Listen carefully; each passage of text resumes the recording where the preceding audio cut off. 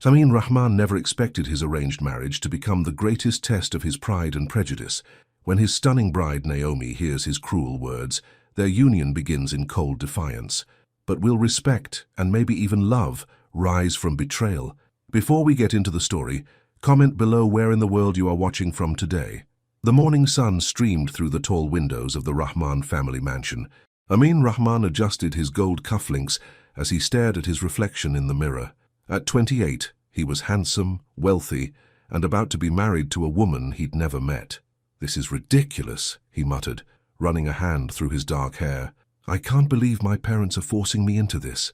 His cousin, Tariq, lounged on a leather chair nearby, scrolling through his phone. "You know how it is, cousin. After that scandal with the model—" "What was her name?" "Sophia," Amin said sharply. "And it wasn't a scandal. The press just made it look that way." Tariq laughed. "Well, whatever it was, it embarrassed Uncle enough to speed up the marriage plans, family honor and all that." Amin turned away from the mirror with a scowl. The breakup with Sophia had been splashed across every tabloid in the country.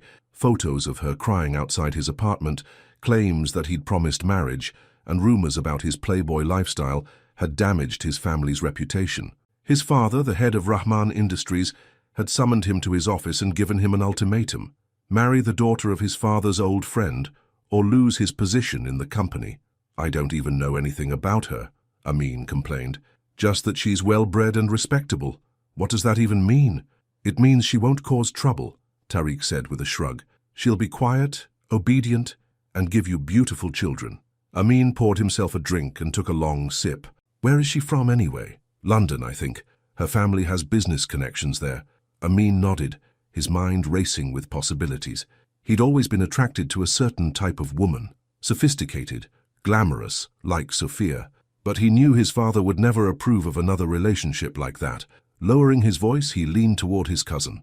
"I just hope she's not black. My father would never forgive me." They both laughed, not noticing the slight movement behind the partially open door. In the guest suite on the other side of the mansion, Naomi Sinclair sat perfectly still on the edge of the bed. She'd been on her way to speak with the wedding coordinator when she'd overheard the conversation. The words hung in the air around her, suffocating and cruel. She looked at her reflection in the vanity mirror across the room, her deep brown skin, her carefully styled hair, the elegant features she'd inherited from her mother. A familiar pain settled in her chest, one she'd felt too many times before. "Miss Sinclair," a soft knock at the door interrupted her thoughts. "The stylist is here for your final fitting." Naomi took a deep breath and straightened her shoulders. "Send her in."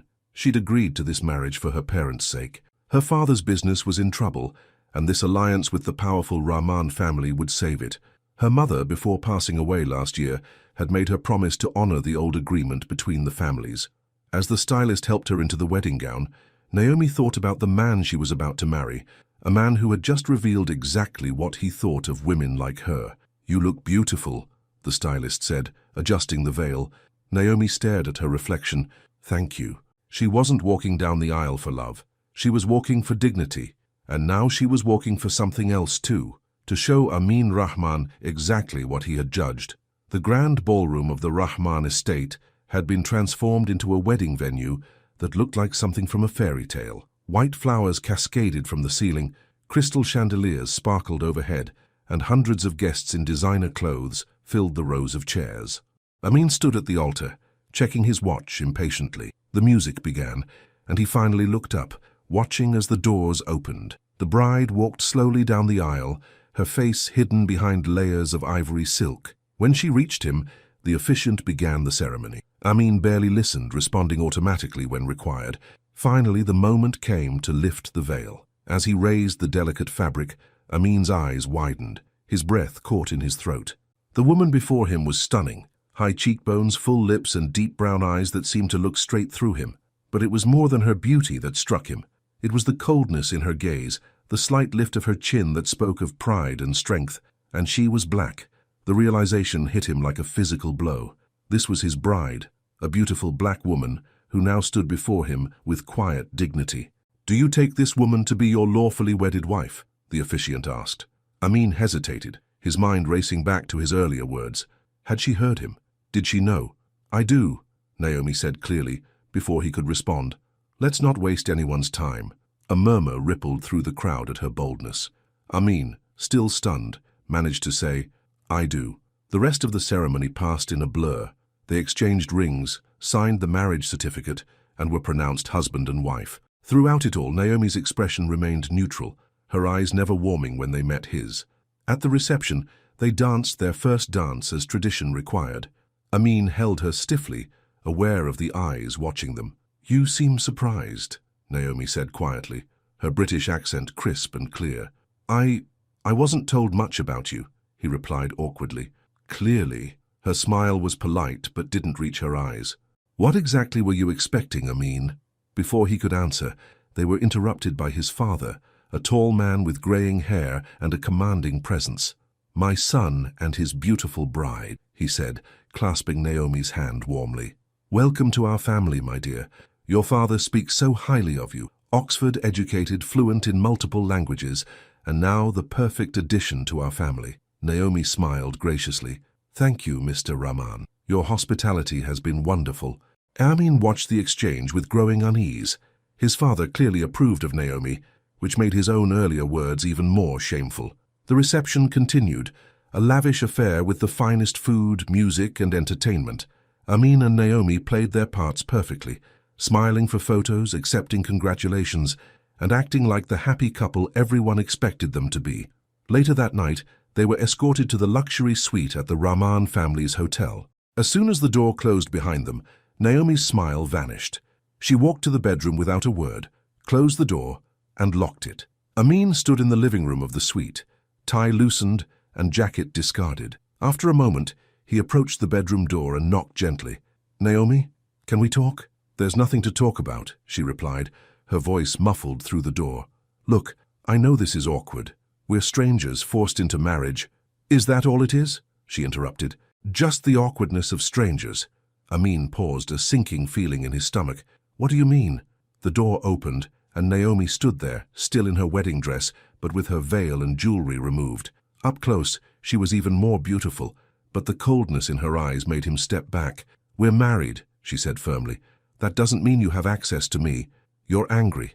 I get it. But maybe if we talk—" "No, Amin, I don't want to talk. I want you to sit in the discomfort of what you said. I want you to realize that the black woman you judged now wears your last name, but not your respect." Amin's face paled. "You heard?" "Yes, I heard every word." She stepped back into the bedroom. "Good night, husband." The door closed again, and this time Amin didn't knock. He stood there, shame washing over him in waves. He'd judged her before he'd even met her, and now he was facing the consequences of his prejudice. In the bedroom, Naomi finally allowed herself to cry, silent tears that rolled down her cheeks as she carefully removed her wedding dress. She hadn't expected love in this arranged marriage, but she hadn't expected outright prejudice either. Tomorrow, she would begin her new life as Mrs. Rahman. She would be poised, dignified, and strong, just as she'd always been. And maybe, just maybe, she would teach her husband a lesson about judging people before he knew them. Outside the bedroom door, Amin made a bed for himself on the couch, his mind troubled by the woman he had married and the man he had revealed himself to be. Morning sunlight streamed through the curtains of the luxury suite. Amin woke with a stiff neck from sleeping on the couch. For a moment he forgot where he was. Then the events of the previous day came rushing back, the wedding, the revelation, and the hurt in Naomi's eyes.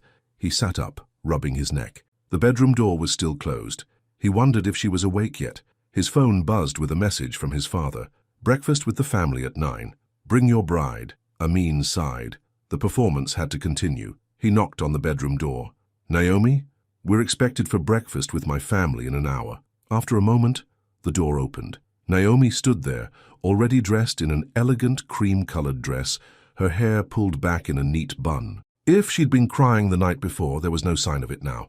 "I'll be ready in 15 minutes, she said coolly, closing the door again.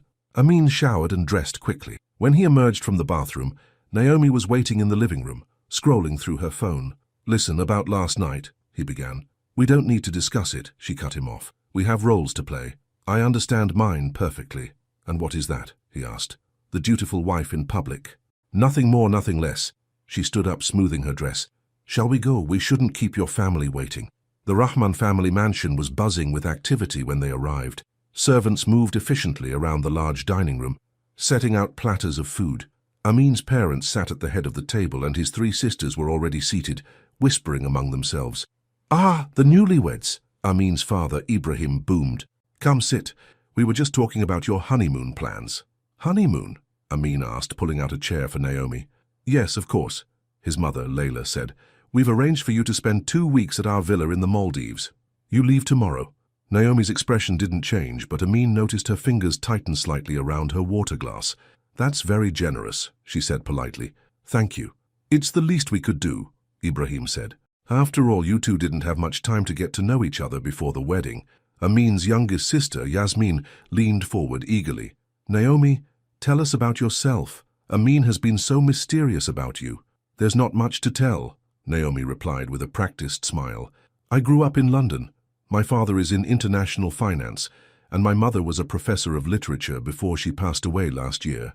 "I'm so sorry about your mother," Layla said, reaching across to pat Naomi's hand. "I understand she and your father had a love match, quite unusual for their generation." Naomi nodded. "Yes, they met at university. My father always said he knew she was the one from the moment he saw her." "How romantic," Yasmin sighed. "And what about you two?" Ibrahim asked, looking between Amin and Naomi. "First impressions?" Under the table, Naomi's foot pressed down on Amin's, a silent warning. "I was speechless when I saw her," Amin said carefully. "She wasn't what I expected."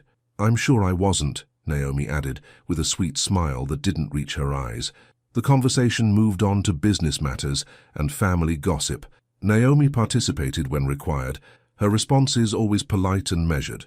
To anyone watching, she appeared to be the perfect bride, gracious, intelligent, and attentive. After breakfast, Amin's mother pulled him aside while Naomi was being shown around the gardens by his sisters. "She's lovely, Amin," Layla said. "Her family might not be as wealthy as they once were, but she has class and education. Your father made a good choice." "You knew?" Amin asked. "You knew what she looked like before the wedding?" His mother raised an eyebrow. "Of course we did. Does it matter?" Amin thought about his careless words to his cousin. "No, it doesn't matter. I was just surprised, that's all." "Your grandmother is asking for you both," Layla said, changing the subject. "She's having a good day and wants to meet your new wife." Amin's grandmother, Fatima, was the family matriarch, a strong-willed woman who had helped build Rahman Industries alongside her late husband. Now in her 80s and battling heart disease, she rarely left her suite of rooms in the east wing of the mansion. When Amin and Naomi entered her sitting room, the old woman was propped up in a chair by the window, a shawl around her shoulders despite the warm day. "So this is the bride," she said in Arabic, her voice surprisingly strong. "Come closer. Let me see you properly." Naomi approached and, to Amin's astonishment, replied in perfect Arabic, "It's an honor to meet you, Grandmother Fatima. I've heard many wonderful things about you." The old woman's face lit up. "So you speak our language. Sit beside me." Naomi took the chair next to Fatima, who immediately took her hand. "Such a beautiful girl," she said, still in Arabic. "And smart too, I can tell. These Rahman men need smart women to keep them in line." Naomi smiled, a genuine smile this time. "I'll do my best." "Tell me about your family," Fatima said. "Your mother was from the Caribbean, yes?" "Jamaica," Naomi confirmed. "Her parents moved to London before she was born." Amin watched fascinated as his grandmother and Naomi chatted easily in Arabic. Naomi seemed transformed, animated and warm in a way he hadn't seen before. She spoke of her mother with obvious love, describing her academic career and her passion for literature. "She sounds like a remarkable woman," Fatima said. "You must miss her terribly." "Every day," Naomi admitted. "She wanted this marriage. She believed in honoring old promises." Fatima nodded approvingly. "A woman of principle. I like that." She turned to Amin, who had been silent throughout the exchange. "You better treat this one right, grandson. She's worth 10 of that model you were wasting time with." Amin felt his face grow hot. "Yes, grandmother." When they left Fatima's rooms an hour later, Amin turned to Naomi. "You never mentioned you speak Arabic." "You never asked," she replied simply. "I speak 6 languages: Arabic, French, Spanish, Italian, Mandarin, and of course, English." "6 languages?" he repeated, impressed despite himself. "My mother believed in education, and languages open doors." She glanced at her watch. "I need to call my father, if you'll excuse me." Before he could respond, she walked away, leaving him to wonder what other surprises his new wife might have in store. The Rahman family villa in the Maldives was a paradise of white sand beaches and crystal-clear water. It was also the perfect place for a romantic honeymoon, which made it especially awkward for a couple who were barely speaking to each other. Naomi and Amin settled into a routine of polite distance. They had separate bedrooms in the spacious villa, ate meals together in stilted silence, and spent most of their days apart. Naomi reading on the beach or swimming, Amin working remotely or making business calls.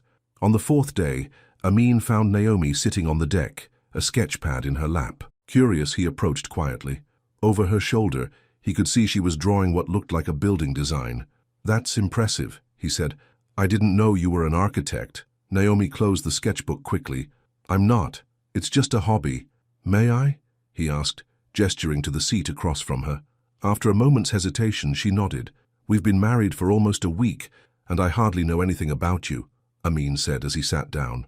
"That's usually how arranged marriages work," Naomi replied dryly. "It doesn't have to be that way." He leaned forward. "Look, I know I hurt you. What I said was ignorant and prejudiced. I'm sorry." Naomi studied him, her expression unreadable. "Why did you say it?" Amin looked away, out at the ocean. "I don't know. It was a stupid joke. I didn't mean it. Didn't you?" Her voice was calm, but her eyes were challenging. "You laughed." "I was nervous about the wedding," he admitted. "I was lashing out, trying to sound tough to my cousin. It was wrong." "Yes, it was." She opened her sketchbook again. "These are housing designs for refugees. Your family's foundation funds several projects in Jordan, but the current designs aren't practical for the climate or the needs of the families." Surprised by the change of subject, Amin looked at the drawings. They were detailed and thoughtful, with notes about sustainable materials and energy efficiency. "You've done research on this," he said. "I have 2 degrees, international relations and urban planning." She turned the page to show more designs. "These communities need more than just shelter. They need spaces for children to play, for families to gather, for life to continue with dignity." Amin listened as she explained her ideas, struck by her passion and knowledge. This was a side of Naomi he hadn't seen before, confident, informed, and deeply caring. "These are brilliant," he said when she finished. "Would you consider presenting them to the foundation board? I sit on it, along with my father and sisters." Naomi looked surprised. "You'd want me to do that?" "Absolutely. These designs could make a real difference."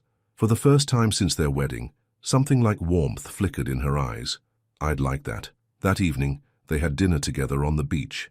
The staff had set up a table with candles, and the setting sun painted the sky in shades of orange and pink. It was undeniably romantic, but the mood between them was more companionable than tense. "Tell me about your work," Naomi said as they ate. "Your real work, not just the title your father gave you." Amin smiled ruefully. "Is it that obvious? You make a lot of calls for someone who's supposed to be on his honeymoon." He explained his role in expanding Rahman Industries' technology division, his passion for innovation, and his struggle to prove himself as more than just the boss's son. "My father built this company from nothing," he said. "He expects me to be exactly like him, but I have different ideas about where we should be heading." "Have you told him?" "I've tried. He doesn't listen." Amin took a sip of his wine. "What about you? What did you do in London before all this?" "I worked for a non-profit, designing sustainable housing projects in developing countries." She smiled slightly. "My father wanted me to join his firm, but it wasn't for me." "Is that why you agreed to this marriage, to escape?" Naomi shook her head. "I agreed because my father's business is failing. The connection to your family will save it, and because my mother asked me to, before she died." The honesty in her voice touched him. "I'm sorry about your mother. You must have been close." "We were." Her eyes grew distant. "She taught me to be proud of who I am, to never let anyone make me feel less than. She was brilliant and beautiful and strong, like her daughter," Amin said quietly. Naomi looked at him, startled. After a moment she said, "Thank you." The rest of the honeymoon passed more pleasantly than either of them had expected. They weren't in love, but they were beginning to respect each other. They spent more time together, swimming, walking on the beach, or simply talking about their lives and interests. Naomi remained reserved, but the wall between them had begun to crack. On their last night in the Maldives, Amin found Naomi standing on the beach, looking up at the stars. "Beautiful, isn't it?" he said, joining her. She nodded. "My mother loved stargazing. She knew all the constellations." Which was her favorite? Cassiopeia.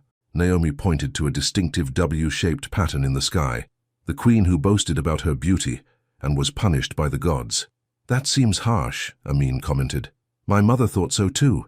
She said Cassiopeia's real crime was knowing her own worth in a world that wanted her to be humble. Naomi's voice was soft. Women are always supposed to be modest about their strengths, aren't they? Amin studied her profile in the moonlight. Not you. You know exactly how strong you are. Is that a compliment or a criticism? She asked. Definitely a compliment.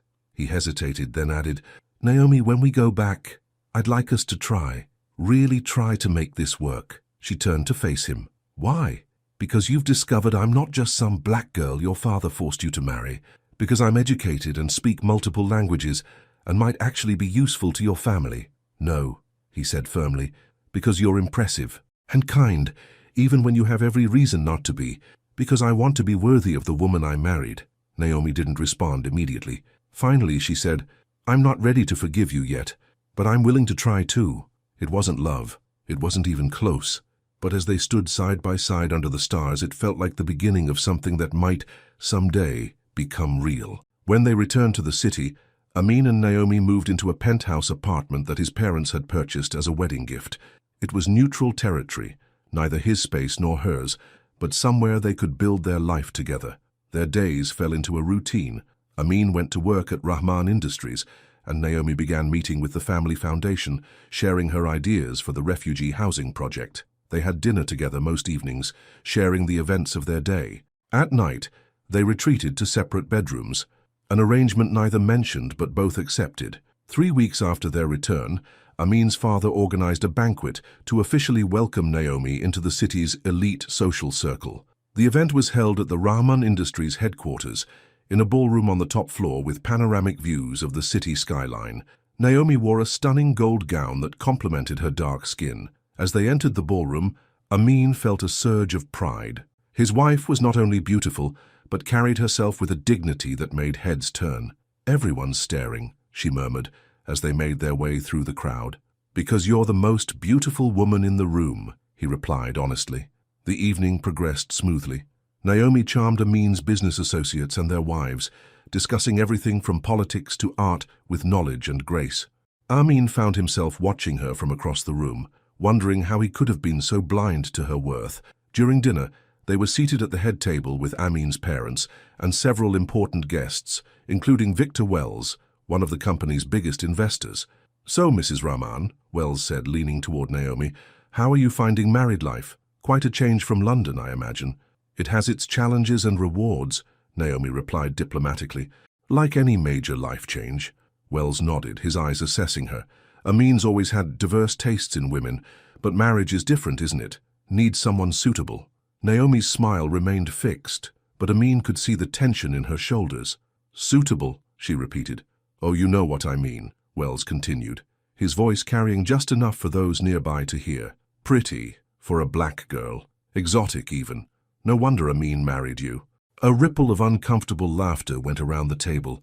Naomi placed her napkin beside her plate and began to rise. Excuse me, she started, but Amin was already on his feet. Without thinking, he grabbed the microphone from the nearby podium and said clearly, I'd like to make an announcement. The room quieted, all eyes turning to him. Mr. Wells just made a comment about my wife, Amin said, his voice steady. He called her pretty for a black girl, so he suggested that's why I married her. Shocked murmurs spread through the crowd. Wells shifted uncomfortably in his seat. I want to set the record straight, Amin continued. That black girl is smarter, stronger, and more valuable than every man in this room combined, including me. Naomi stared at him, her eyes wide with surprise. My wife speaks 6 languages. She has 2 degrees. She designs housing projects that are changing lives. And yes, she's stunningly beautiful. Amin's eyes locked with Naomi's. I didn't deserve her when we married. I'm working every day to be worthy of her now. The room was completely silent. Then Ibrahim Rahman stood up and began to applaud, followed quickly by the rest of the guests. Victor Wells slumped in his chair, his face red with embarrassment. Naomi, her eyes bright with unshed tears, turned and walked quickly out of the ballroom. Amin handed the microphone to his father and followed her. He found her in a quiet corridor looking out at the city lights. Naomi, he said softly, When she turned, he saw the tears streaming down her face. But these weren't tears of humiliation or anger. They were tears of exhaustion, the kind that come after years of fighting to be seen, to be respected, to be valued. "You didn't have to do that," she said. "Yes, I did." He took a step toward her. "Everything I said was true." She shook her head. "Do you know how tired I am? How exhausting it is to always have to prove my worth? To be exceptional just to be treated with basic respect." Amin's heart ached at the pain in her voice. He wanted to hold her, to comfort her, but he wasn't sure if she would welcome his touch. "I'm sorry," he said, knowing the words were inadequate, not just for tonight, for everything, for being part of that problem. Naomi wiped her tears away. "I've never let anyone see me cry like this. Not since I was a child. Thank you for trusting me with your tears," he said softly. She looked at him, really looked at him, as if seeing him clearly for the first time. "I want to go home." Amin nodded. "I'll get our car." That night, in the quiet of their apartment, something shifted between them. The wall that had separated them since their wedding night didn't exactly come down, but a door appeared, a possibility of something more than the polite arrangement they'd settled into. Naomi, dressed in a silk robe, came to Amin's bedroom door. He was sitting on the edge of his bed, still in his shirt and trousers from the banquet. "I wanted to thank you," she said, "for what you did tonight." "You don't need to thank me for basic decency," he replied. "In my experience, basic decency isn't all that common." She hesitated, then added, "Especially from men who look like you. Men like me, wealthy, privileged, raised to believe the world belongs to them." She met his eyes. "Men who say things like, 'I hope she's not black.'" Amin winced. "I will regret those words for the rest of my life." "Good." She took a deep breath. "I'm not ready to forgive you completely, but I think I might be ready to start." The hope that filled Amin's chest was overwhelming. "That's more than I deserve." "Yes, it is," she agreed with a small smile. "But I'm giving it to you anyway. Good night, Amin." As she turned to leave, he called after her, "Naomi." She paused, looking back. "I think I might be falling in love with you," he admitted quietly. Her eyes widened slightly. After a long moment, she said, "Don't. Not yet. I need time." "I have all the time in the world," he promised, "and I'll wait for as long as you need." She nodded once, then disappeared down the hallway to her own room, leaving Amin with a strange mixture of hope and fear. He had hurt her deeply, and he knew that trust, once broken, was not easily repaired. But for the first time since their wedding, he believed they might have a chance at something real, something that began with respect and might someday grow into love. The weeks following the banquet brought subtle changes to Amin and Naomi's relationship. They still maintained separate bedrooms, but the invisible wall between them had thinned. They shared meals, conversations, and occasionally, laughter. Naomi's work with the Rahman Foundation was going well. Her refugee housing designs had been approved, and construction was set to begin in Jordan within the month. Amin had supported her throughout the process, attending meetings with her and making sure the board took her ideas seriously. One evening, Amin came home to find Naomi in the living room, surrounded by papers and looking frustrated. "What's wrong?" he asked, loosening his tie and sitting across from her. "Budget issues with the housing project," she sighed. "The board approved less money than we need for the full design." Amin frowned. "That doesn't make sense. I was at the meeting when they approved the budget." "Well, someone changed their mind." She handed him a memo. "They've cut it by 30%. Amin scanned the document, his frown deepening. "This has Victor Wells's fingerprints all over it. He's still upset about what happened at the banquet. So he's punishing refugees because you embarrassed him." Naomi shook her head in disgust. "That's petty and cruel." "I'll talk to my father," Amin promised. "We'll get the full funding restored." "Thank you." She gave him a tired smile. "How was your day?" "Actually, I have some news." He hesitated, then continued. "My father is sending me to Dubai next week to oversee the merger with Alwan Tech. I'll be gone for 2 weeks. "Oh," Naomi tried to hide her disappointment. They had been making progress, and 2 weeks felt like a long time. "That's a big opportunity." "It is." Amin leaned forward. "I'd like you to come with me." Naomi looked surprised. "To Dubai? What about the housing project?" "You can work remotely, and we can fly back for any critical meetings." He smiled. "Besides, it would be nice to have you there. The Alwan family will be hosting several events, and having my brilliant wife by my side would be a significant advantage." "So I'd be there as your trophy wife?" she asked, but her tone was teasing rather than angry. "You'd be there as my partner," he corrected. "Someone I respect and value, whose insights I trust." Naomi considered for a moment. I'll need to rearrange some meetings, but yes, I'd like to come. The smile that lit up Amin's face made her heart skip a beat, a reaction she wasn't entirely prepared for. Dubai welcomed them with its distinctive skyline of futuristic buildings against the desert landscape. The Rahman family owned a luxury apartment in one of the tallest towers, with floor-to-ceiling windows offering breathtaking views of the city and the Arabian Gulf beyond. "This is stunning," Naomi said as they entered the apartment. "My father bought it 5 years ago when we started expanding into the UAE market," Amin explained. "He rarely uses it, though."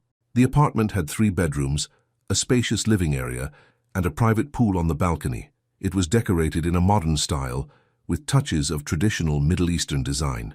"I had the staff stock the kitchen," Amin said, "and there's a housekeeper who comes daily, but she won't disturb us unless we call for her." Naomi wandered through the space, taking it all in. "It feels like a vacation." "It can be partly," Amin said.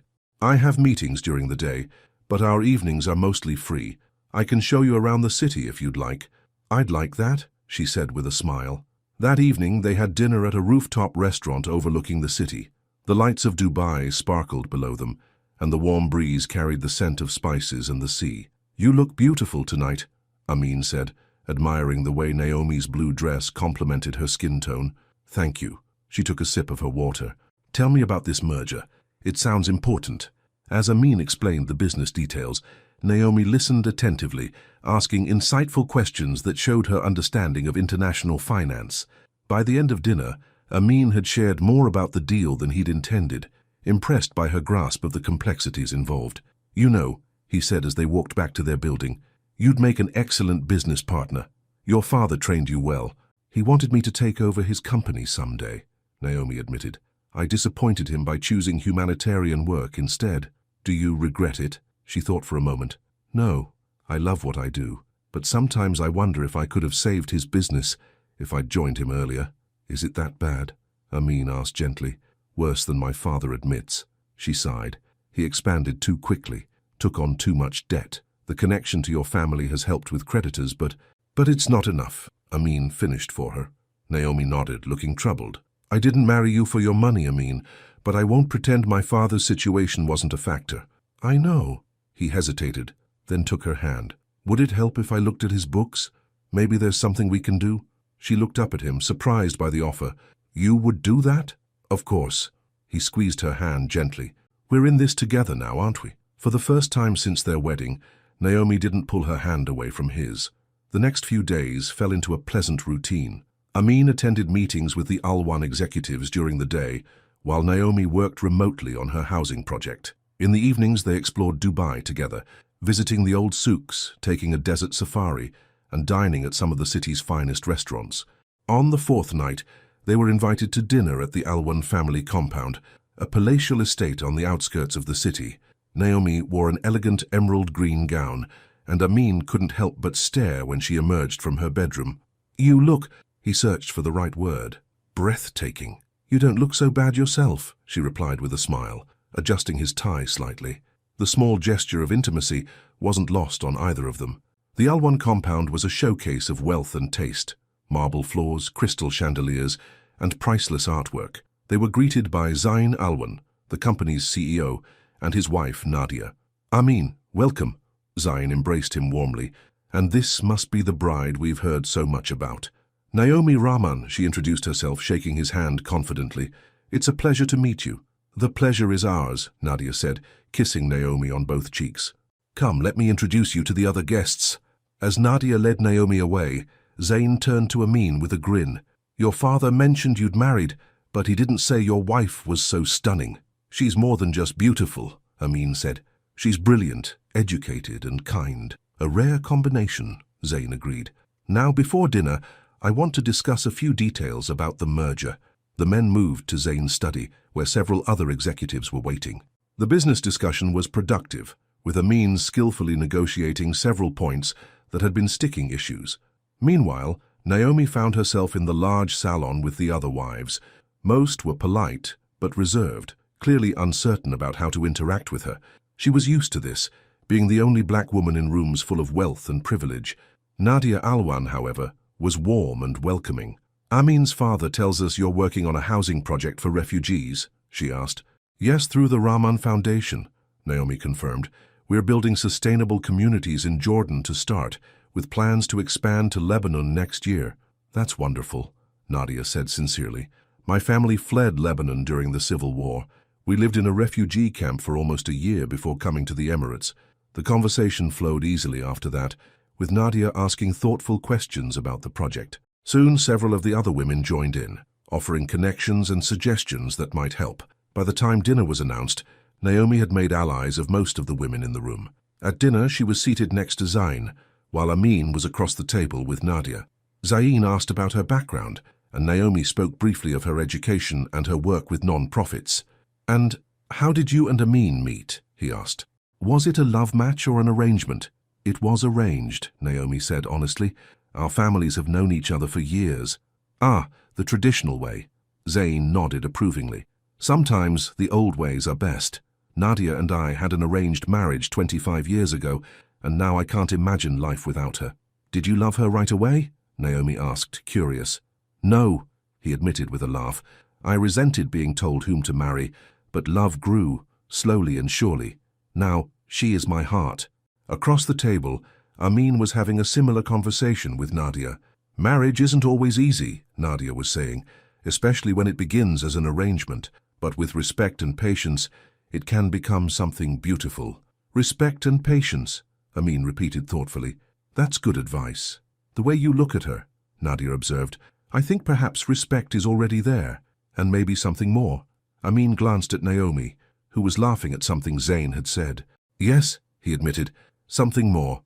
After dinner, the group moved to a large terrace overlooking gardens lit with thousands of tiny lights. A small ensemble played traditional music, and several couples began to dance. Amin approached Naomi, who was admiring the view. "Would you dance with me?" he asked, holding out his hand. She placed her hand in his, and he led her to the dance floor. As they moved together to the music, Amin was conscious of how perfectly she fit in his arms, how naturally they moved together. "You've impressed everyone tonight," he told her. "Zain couldn't stop talking about how intelligent and charming you are." "His wife is lovely," Naomi replied. "She's offered to introduce me to some people who might help with the refugee project." "See? You're not just here as my trophy wife." She laughed softly. "I never thought I would be." As the music slowed, Amin pulled her a little closer. "Naomi, Mr. Rahman?"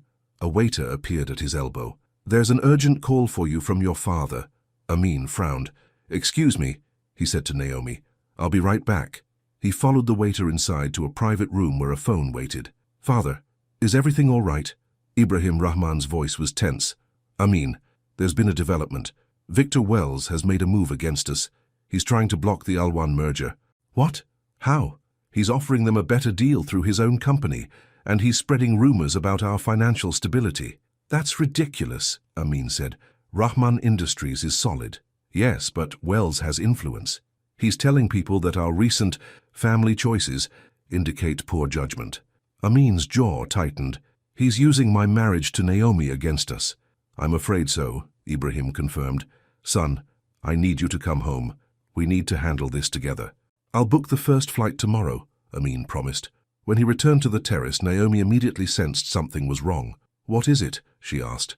"We need to go back," he said quietly. "There's a situation at home." In the car on the way back to their apartment, Amin explained what his father had told him. "So Victor Wells is using me to try to damage your family's business," Naomi said, her voice flat. "Because I'm black." "Because he's a racist and a vindictive old man," Amin corrected. "This isn't your fault." "Isn't it?" She looked out the window at the passing city lights. "If you'd married someone else, then I wouldn't be married to you," he interrupted firmly, "and that would be my loss." She turned to him, searching his face for any sign of insincerity. Finding none, she asked, "What are you going to do?" "Go back and deal with Wells," Amin said. "Protect the company, protect the merger, and most importantly, protect my wife's reputation. Our plane leaves at 10 a.m., he continued.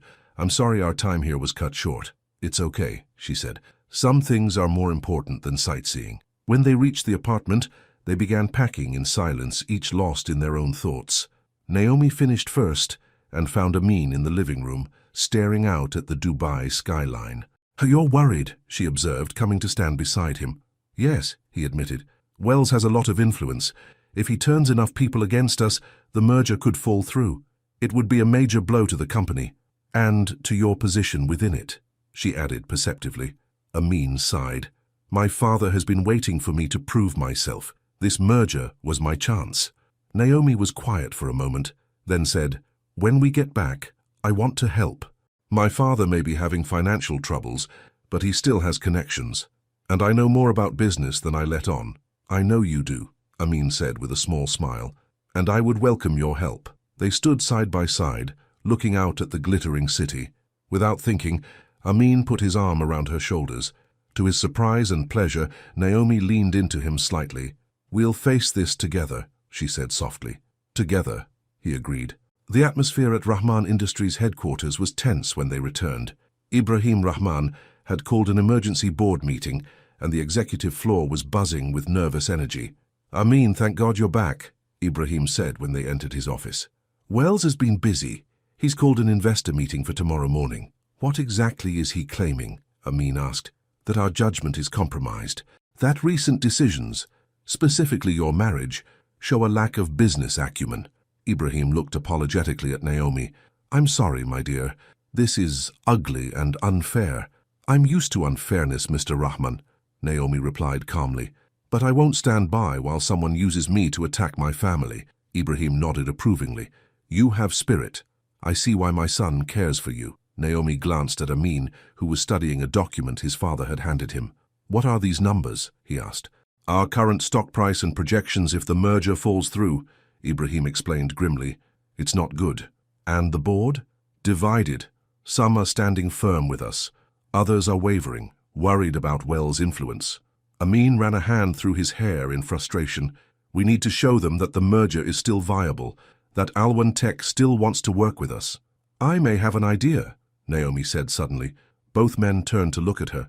"Nadia Alwan and I connected well in Dubai. She mentioned that her husband values her opinion highly." "Go on," Ibrahim encouraged. "If I reach out to her, explain the situation, perhaps she could influence Zain to make a public statement of support for the merger." Amin looked at his father. "It could work. A statement from Alwan right now would undercut Wells's position significantly." Ibrahim considered this. "It's worth trying, but be careful. If Wells finds out we're going behind his back—" "Let me handle it," Naomi said confidently. "I'll be discreet." While Amin and his father prepared for the board meeting, Naomi made a private call to Nadia Alwan. Their conversation was brief but productive. 3 hours later, as the Rahman board members were gathering in the conference room, breaking news hit the financial wires. Alwan Tech CEO reaffirms commitment to Rahman merger, cites unshakable trust in Rahman leadership. The statement went on to specifically mention the forward-thinking vision of the younger Rahman generation and expressed excitement about joining two families with shared values of innovation and integrity. The timing couldn't have been better. As Ibrahim called the meeting to order, the news was already spreading through the company. Board members who had been wavering suddenly found their confidence restored. Amin caught Naomi's eye across the room and mouthed, "Thank you." She simply nodded, a small smile playing at her lips. The meeting went smoothly, with Ibrahim and Amin presenting a united front against the external threat. By the end, the board had unanimously voted to proceed with the merger and to issue a statement condemning the baseless rumors about the company's stability. As the board members filed out, Victor Wells stayed behind, his face rigid with anger. "This isn't over, Ibrahim," he said coldly. "Your son's choices will come back to haunt this company." Before Ibrahim could respond, Naomi stepped forward. "Mr. Wells," she said, her voice perfectly controlled, "it seems to me that the only choice being questioned here is your choice to use prejudice as a business tactic." Wells turned to her, eyes narrowing. "You don't belong in this room, girl." "Actually," Amin said, moving to stand beside his wife, "she belongs here more than you do. The Alwan statement was her doing. She saved the merger that you tried to destroy." Wells looked between them, speechless with rage.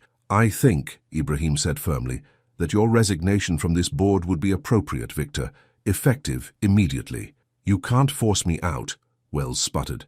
"I have shares." "Not as many as we do," Ibrahim countered, "and I'm sure the other board members would agree that your recent actions constitute a breach of fiduciary duty." Wells glared at each of them in turn, then stormed out without another word.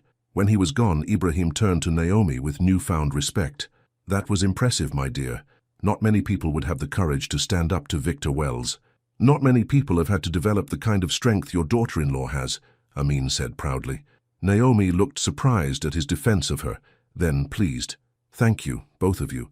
But this was a team effort." Ibrahim smiled. "Indeed it was. And I think this calls for a celebration. Dinner at my house tonight?" After Ibrahim left to make arrangements, Amin turned to Naomi. "You were amazing today. It felt good," she admitted. "Using my business knowledge again. Standing up for something important. You miss it, don't you? The business world?" She considered this. "Parts of it. The strategy, the problem-solving, but not the cutthroat aspects." "What if," Amin said slowly, "you could have both, your humanitarian work and a role in the business?" "What do you mean?" "I've been thinking about expanding Rahman Industries' social responsibility division, making it more than just a tax write-off, real impact, real change." His eyes lit up with enthusiasm. "Who better to lead that than someone with your unique combination of business acumen and humanitarian vision?" Naomi stared at him. "You're offering me a job?" "I'm offering you a partnership," he corrected, "in business and in life." The words hung between them, full of meaning beyond the immediate conversation. Naomi didn't respond right away, taking in the implications of what he was suggesting. "You don't have to answer now," Amin said, suddenly uncertain. "It was just an idea." "It's a good idea," she said finally. "But Amin, are you sure? This isn't just about making me feel included because of what happened with Wells." "No," he said firmly. "This is about recognizing your value, your talents, your heart." She studied him for a long moment, then nodded. "Then yes, I'd like to think about it, about all of it." As they left the office together, something had shifted between them again. The crisis had brought them closer, showing each of them strengths in the other they hadn't fully appreciated before.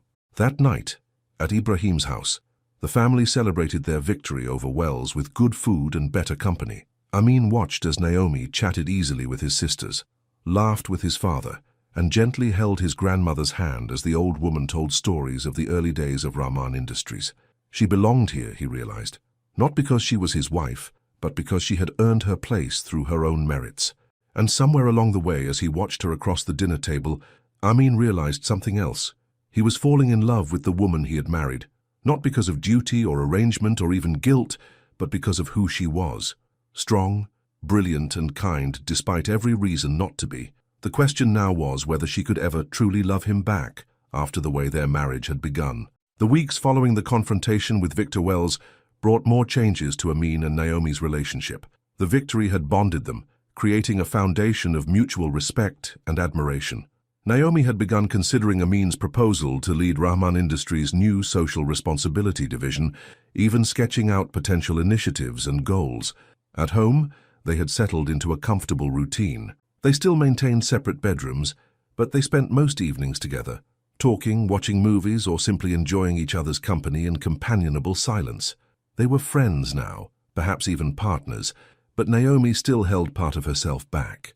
One evening, as they sat on the balcony of their penthouse watching the sunset, Amin noticed Naomi checking her phone repeatedly, her brow furrowed with worry. "Is everything okay?" he asked.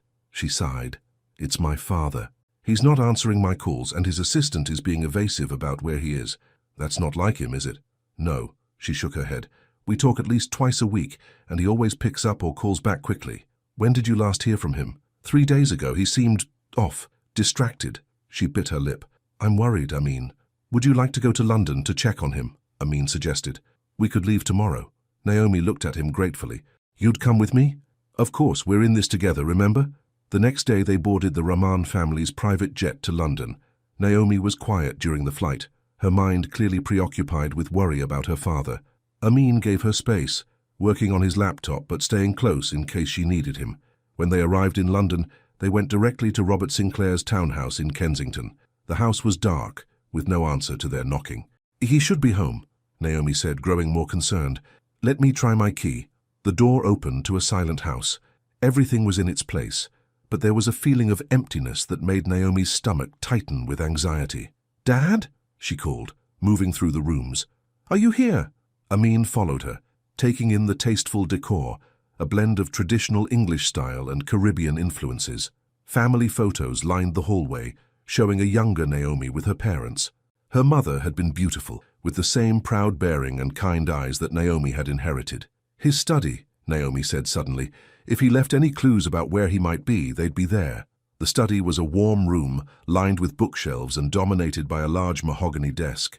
Naomi went straight to it, searching through papers while Amin respectfully hung back by the door. "Oh no," she whispered, holding a letter. "No, no, no." "What is it?" Amin asked, moving to her side. "It's from the bank. They're foreclosing on the house." Her hands trembled as she continued reading. "And there's more. Notices about loan defaults, asset seizures." She looked up at Amin, her eyes wide with shock. "It's all gone. Everything. Your father's business? Everything. The business, this house, his investments." She sank into the desk chair. "Why didn't he tell me it was this bad?" "Pride, probably," Amin said gently. "He didn't want you to worry." "But where is he?" Naomi stood up again, searching the desk more frantically now. "He wouldn't just disappear." Her hand stopped on a small envelope with her name written on it. She opened it with shaking fingers and read the note inside. "He's gone to Jamaica," she said, her voice hollow. "To our family's old property there. He says he's sorry for not being strong enough, for letting down the family legacy." She looked up at Amin, tears in her eyes. "He says he's a failure." "He's not a failure," Amin said firmly. "He's just a man who ran into trouble. We'll help him, Naomi. We'll fix this." "How?" she asked, the despair in her voice breaking his heart.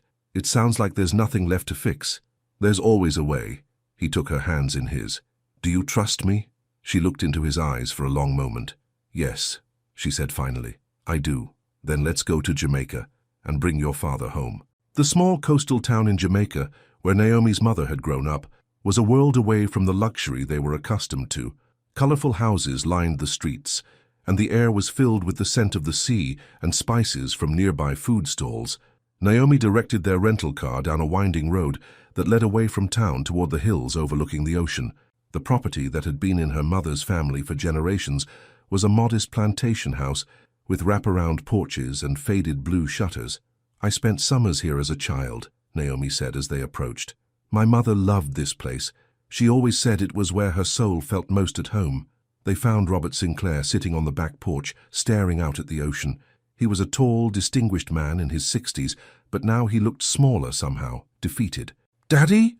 Naomi called softly. He turned, surprise and then shame crossing his face. "Naomi, what are you doing here?" "Looking for you." She rushed to him, embracing him tightly. "Why didn't you tell me how bad things were?" "I didn't want to burden you," he said, his voice rough with emotion. "You've done enough marrying into the Rahman family to help me. I couldn't ask for more." "You're my father," she said fiercely. "You don't have to ask." Robert's eyes moved to Amin, who stood respectfully at a distance. "You brought your husband. He insisted on coming," Naomi said. "He wants to help." "I don't need charity from the Rahmans," Robert said, a flash of pride crossing his face. "It's not charity, Mr. Sinclair," Amin said, stepping forward. "It's family. You're my father-in-law, and Naomi is my wife. Your troubles are our troubles." Robert studied the young man before him. "For you care for my daughter?" "Very much," Amin said simply. Something in his tone made Naomi look at him sharply, but Amin's focus was on her father. "Mr. Sinclair, I'd like to look at your business situation," he continued. "There may be options you haven't considered." "There are no options left," Robert said heavily. "I've tried everything. The company is bankrupt. The creditors have taken everything." "Let me see for myself," Amin persisted. "I've been dealing with difficult business situations my entire life. Sometimes an outside perspective helps." After some persuasion, Robert agreed to show Amin his files. The two men spent hours in the small study of the plantation house, going over papers and making calls, while Naomi prepared dinner in the kitchen, recipes her mother had taught her years ago. When the men finally emerged, Amin's expression was serious but determined. "It's bad," he admitted when Naomi looked at him questioningly, "but not unfixable." Over dinner, Amin outlined his plan. "The core business is still viable," he explained. "The problem was overexpansion and some unfortunately timed investments. If we streamline operations, focus on the most profitable divisions, and negotiate with the primary creditors, we can save the company." "And how would we finance this recovery?" Robert asked skeptically. "I'll invest personally," Amin said. "Not Rahman Industries, me as a partner, not a savior." "Why would you do that?" Robert asked. Amin glanced at Naomi, then back to her father. "Because I believe in the company's potential. And because it matters to the woman I love. The word hung in the air. Love. He had said it before, in a moment of vulnerability after the banquet, but this was different. This was a declaration, simple and sincere. Naomi looked at him, her eyes wide. The way he said it, so matter-of-factly, yet with such certainty, made her heart race. "You love her?" Robert asked, his gaze sharp. "Yes, sir, I do." Amin met his eyes steadily. "I didn't when we married. I was ignorant and prejudiced. But I've come to know your daughter, her strength, her intelligence, her heart, and I love her for exactly who she is." Robert turned to Naomi. "And you, my girl, how do you feel?" Naomi looked between the two men, emotion tightening her throat. I need some air." She stood abruptly and walked out onto the porch. The night air was warm, carrying the scent of the sea and the flowers that grew wild around the house. Naomi leaned against the railing, trying to make sense of the feelings swirling inside her. Did she love Amin? She respected him now, admired his determination to be better than his initial prejudice. She enjoyed his company, valued his support. But love, after how their marriage had begun. She heard footsteps behind her, and knew it was Amin before he spoke. "I'm sorry," he said quietly. "I shouldn't have said that in front of your father. It put you in an awkward position." "Did you mean it?" she asked without turning around. "Every word." His voice was steady. "I love you, Naomi, but I don't expect you to say it back. I know I hurt you deeply, and trust, once broken, isn't easily repaired." She turned to face him then. In the soft light from the house, he looked vulnerable, more so than she had ever seen him. "Why now?" she asked. "Why tell me this now?" "Because seeing you here, in your mother's home, with your father, I realized that I want to be part of your family, not just have you as part of mine." He took a step closer. "I want to build something real with you, Naomi, not because of duty or arrangement, but because there's no one else I'd rather build a life with." Naomi felt tears prick her eyes. "I'm scared," she admitted. "Scared to trust this, to trust you completely." "I understand." He reached out slowly, giving her time to pull away, and brushed a tear from her cheek. "I'll spend every day trying to be worthy of your trust, for as long as it takes." She leaned into his touch just slightly. "What you're doing for my father, thank you. You don't need to thank me. Your family is my family now." They stood together in the warm night, not touching except for his hand on her cheek, but closer somehow than they had ever been. The next 2 weeks were a whirlwind of activity. Amin threw himself into saving Sinclair International, working closely with Robert to restructure the company. He made calls to business contacts, negotiated with creditors, and invested a significant amount of his personal wealth to stabilize the finances. Naomi worked alongside them, her business acumen proving invaluable. She knew the company inside and out, and her innovative ideas for future growth impressed both her father and her husband. "You should have been running this company years ago," Robert told her one evening as they reviewed the day's progress. "You have a gift for it." "I wanted to make my own path," she reminded him, "but I never stopped caring about what you built." "And now?" he asked. "What path do you see for yourself?" Naomi glanced at Amin, who was on the phone in the other room, deep in conversation with a potential investor. "I'm thinking about Amin's offer to lead Rahman Industries' social responsibility division. It would let me continue my humanitarian work, but with more resources, more impact. And personally," Robert pressed gently, "that young man loves you, Naomi. I can see it in everything he does." "I know," she said softly. "Do you love him?" She was quiet for a moment. "I'm getting there," she finally admitted. "More each day." By the end of the 2 weeks, they had accomplished what had seemed impossible. Sinclair International was stable, with a clear path forward. The London house had been saved, and Robert's reputation in business circles was on the mend. On their last night in Jamaica, Robert insisted on cooking a traditional Jamaican dinner to thank Amin for his help. The three of them ate on the porch, watching as the sun set over the ocean in a blaze of orange and pink. "I have something for you both," Robert said after dinner, disappearing into the house and returning with a small wooden box. This belonged to Naomi's mother. He opened the box to reveal a delicate gold bracelet set with small blue stones. "This has been in her family for generations. She always wanted Naomi to have it when she found true love." He looked between them. "I think she would approve of giving it to you now." Naomi's eyes filled with tears as her father placed the bracelet in her hand. "Mom would have loved you," she told Amin softly. "She always said the measure of a person isn't never making mistakes, but how they make things right afterward." "She sounds like a wise woman," Amin said. "Like her daughter." Later, as they walked along the beach under the stars, Naomi wore the bracelet, the blue stones catching the moonlight. "We fly back tomorrow," Amin said. "Back to real life." "This feels real too," Naomi said, looking out at the waves. "Maybe more real than anything." Amin stopped walking and turned to face her. "Naomi, I know we started in the worst possible way. My ignorance, my prejudice. I'll always regret those words I said before our wedding." "I know you will," she said, "and that's why I can finally let them go." His eyes widened. "What are you saying?" "I'm saying that I forgive you, Amin." She took his hands in hers. "Not because what you said wasn't hurtful, but because you've shown me in so many ways that you're not that man anymore." "I'm not," he promised. "I never want to be that man again." "I know." She stepped closer to him.